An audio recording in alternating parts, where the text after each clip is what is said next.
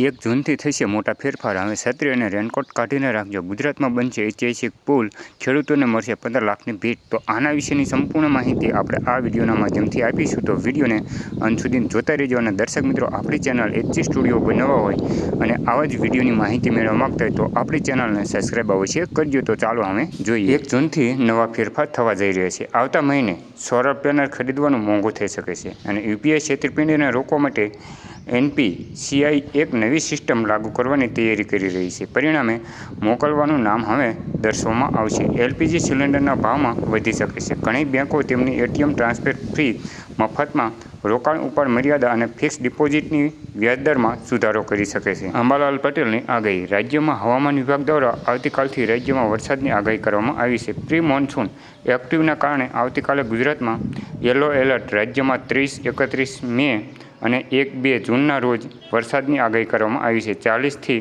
50 કિમીની ઝડપે પવન ફૂંકાય છે.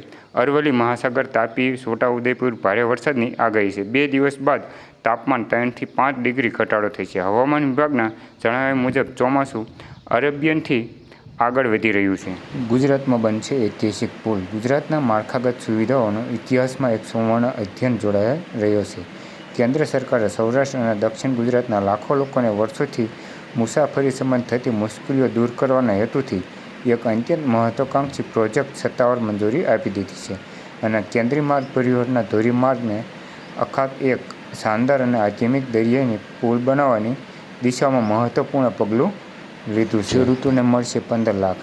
જો તમે પણ કિસાન યોજનાનો લાભ મેળવી રહ્યા છો તો તમે હવે તમારા વધારે મોટી ખુશખબરી છે. વાસ્તવમાં કેન્દ્ર સરકારે ખેડૂત પર મહેરબાન કરી છે. ખેડૂતોની આવક વધારવા તેમજ દેવા મુક્તિ આપવા માટે સરકાર દ્વારા સતત પ્રયત્ન છે. હવે સરકારે ખેડૂતોને નવા કૃષિ બિઝનેસ શરૂ કરવા માટે 15 લાખ રૂપિયાની સહાય આપી રહી છે. આવો જાણીએ કઈ રીતે આ યોજનાનો લાભ ઉઠાવી શકો છો. ખેડૂતો આર્થિક મદદ માટે સરકારે PM કિસાન નિધિ સ્કીમ શરૂ કરી છે અને આ સ્કીમ હેઠળ તમે લાભ લઈ શકો છો.